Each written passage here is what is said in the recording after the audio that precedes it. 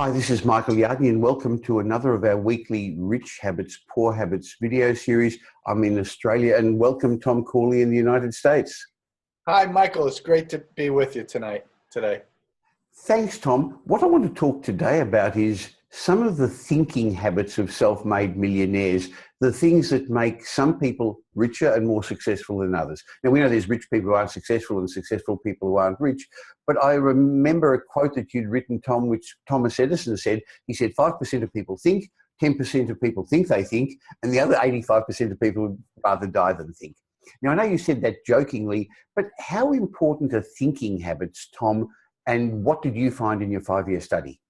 Well, they're very important, Michael. And in fact, they're so important that I decided I needed to have one of the top 10 keystone habits to be the thinking habit. And I left it for the last one not because it wasn't that important, but because I thought it was so important. I wanted it to be on everybody's mind. And of course, we think about the last thing we read, right? So I said, the thinking habit, rich habit, is so critical.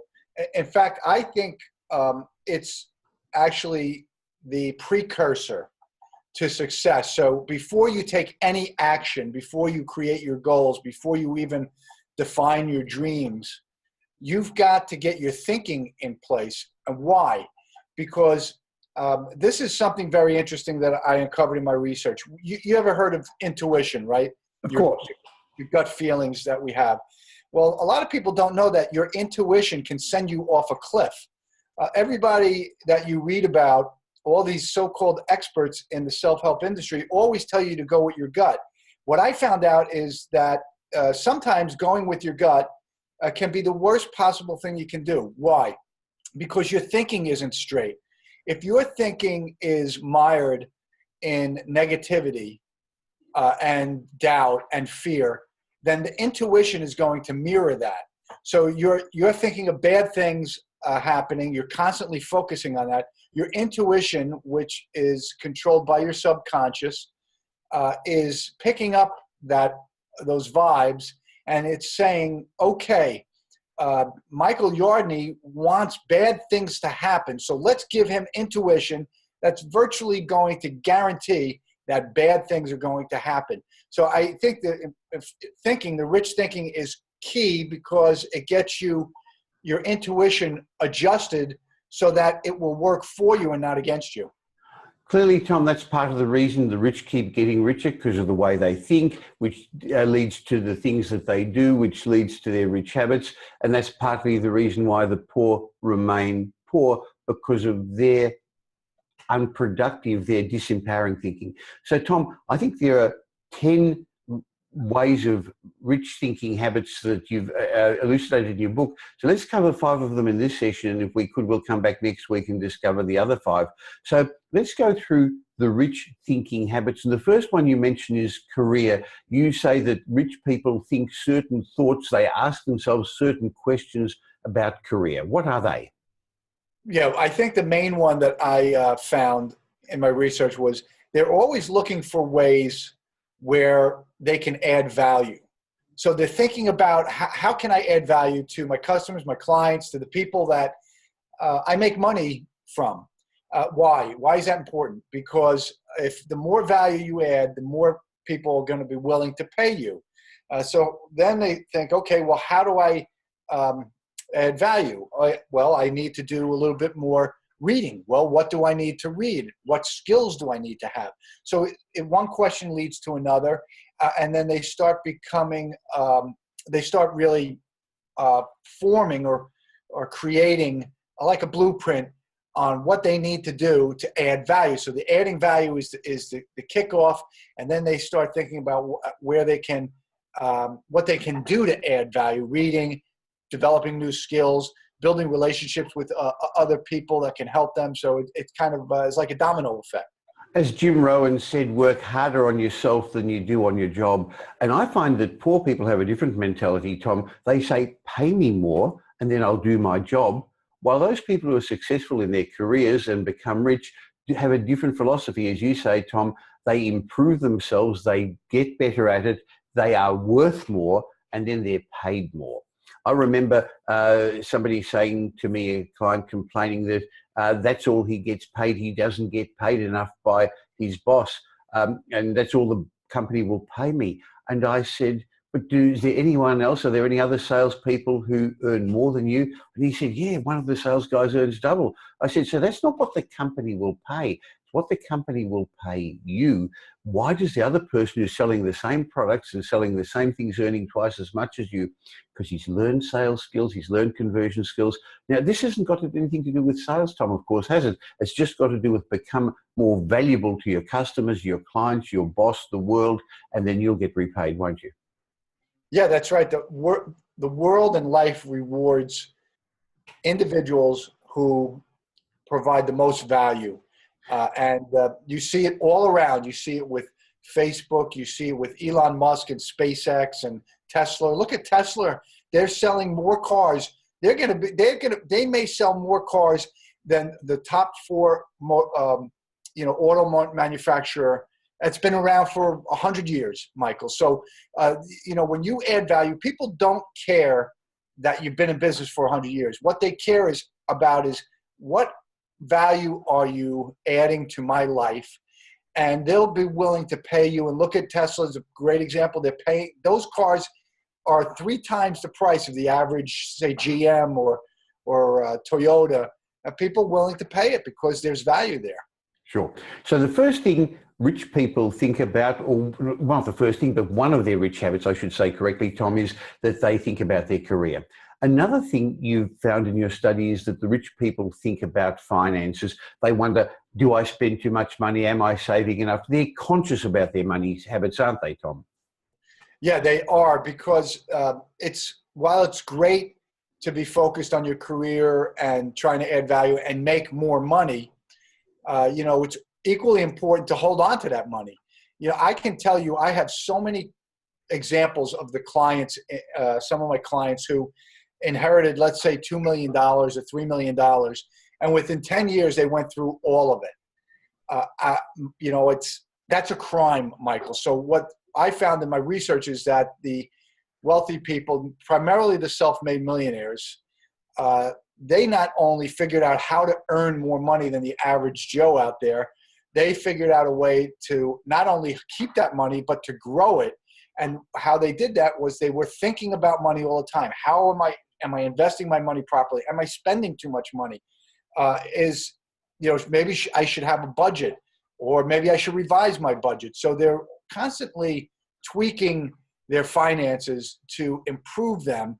And that's important, because a lot of people who make a lot of money, they can't hold on to it. So you want to be able to pass that money along to future generations so that they don't have to kill themselves like you did.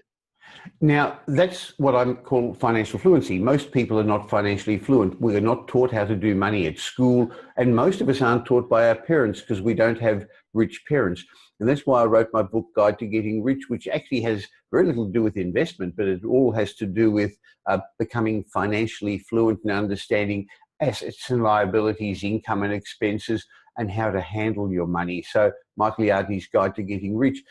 So we're talking about the habits of successful people, career, finances, but they also have a balance, Tom. You found that they think about their family, about how to balance their life with their children and their loved ones. Yeah, so here's one of the myths about wealthy people that I unearthed and dismissed in my research. And it's this, that wealthy people work around the clock and they ignore their family. What I found was the exact opposite. In fact, their family was the motivation and the driver for them to work hard. They found ways to work efficiently. They delegated a lot of the things that they were doing that made them technically proficient at whatever it is that they did.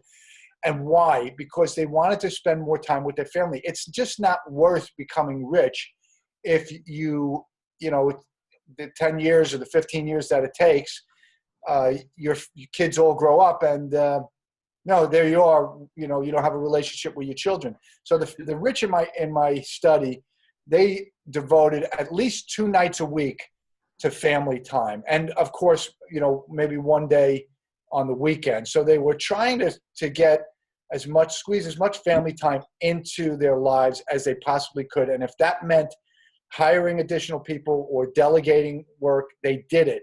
They invested in those resources so that they could spend time with their family. Interesting, Tom. And I've found that the best way I can do that is by actually having appointments and scheduling it in. Now, that's not artificial. There are even more appointments that are not changeable. The time I spend with my kids, I used to pick them up from school regularly, and my grandchildren today. In fact, there's a photo of in the background there. I'm lucky enough to have 9 grandchildren now, and I set aside certain afternoons and certain times, and it repays me consistently, and it works lovely. They also, though, wealthy people are not only thinking about business and money and family, but they consider their friends as well, don't they, Tom? That's a rich habit. Yeah. Yeah, they really are focused on trying to be holistic, and friends are very important, especially if you're surrounding yourself with the right kind of friends.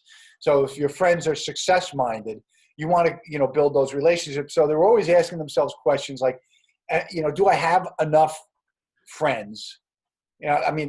I never really thought about that until my research, and I said, boy, that's an interesting question that wealthy person asked. Do they have enough friends? And then they said, maybe I have too many friends. Maybe I'm spending too much time with my friends. Maybe I'm not spending enough time. So they were going through all of these questions, when they did their rich thinking routine in the morning. And what's the purpose of it? Is to find out if they're doing things right. It's sort of like a brainstorming session that they're having with themselves. If your mind is in the right place, meaning positive mental outlook, your intuition is going to tell you, hey, you need to do this, or you need to do that. Maybe you need to make a phone call once a month to this friend that you don't see that often. That's one of the things I found. I call it the hello call that the wealthy people make. They make hello calls not only to their clients and their customers and people they do business with. They make the hello calls to their friends. They schedule it. They put it on their schedule. Now, I'm a big to-do list person, but I'll be honest with you. My to-do list has evolved into a calendar-based thing. So I, instead of putting it on a to-do list now, I put it on my calendar in Outlook, and I have all of these things pop up, and they keep popping up until I do something about them. It's like they nag me. So you can create on your calendar something that populates and reminds you, hey, you got to call Michael Yardney. You haven't talked to him in a month. Give him a call, and then you have a 10-minute conversation, and next thing you know, you renewed your friendship, and that's really just a small investment to make. It's something you have to work on, and you have to schedule in our busy life today. And another relationship that wealthy people, rich people think about, we're talking about the 10 thinking habits of rich people, is their business relationships, Tom. They wonder how can they improve it, who can they have a good business relationship with, don't they? Yeah, they're not only looking to maintain their business relationships through the hello call, happy birthday call, life event call. They're also looking to pursue new relationships. So they're through their existing relationships, through networking, through doing extracurricular things like coaching or doing speaking engagements or teaching. They're developing all of these new relationships that eventually they hope will become business relationships. And another interesting facet to this is a lot of the wealthy people in my study really tried to transform their business relationships into friendships. And they did it by using some of their wealth, like a vacation home. They would invite their business relationships to spend the weekend with them at their beach home or at their place down by a ski resort or in the lake. Why would they do that? Well, because then they're transforming the relationship from a business relationship to a friendship. And they're thinking about all these things, Michael. How can I improve my business relationships? Well, one quick way to do that, or one surefire way to do that, is to turn them into friends. It's a lot harder for a friend to say, I'm not going to do business with you, than just a plain vanilla business relationship. So to summarize this session, we're explaining that there are rich habits and there are poor habits. And Tom's study found that there are 10 core rich thinking habits. And we discussed 5 of them today. The rich people think about their careers, their finance, their family, friends, and also business relationships. And Tom, we'll come back next week and we'll discuss the last 5. Is that okay? It sounds like a plan to me, Michael. Thank you. Thank you very much for your time today, Tom.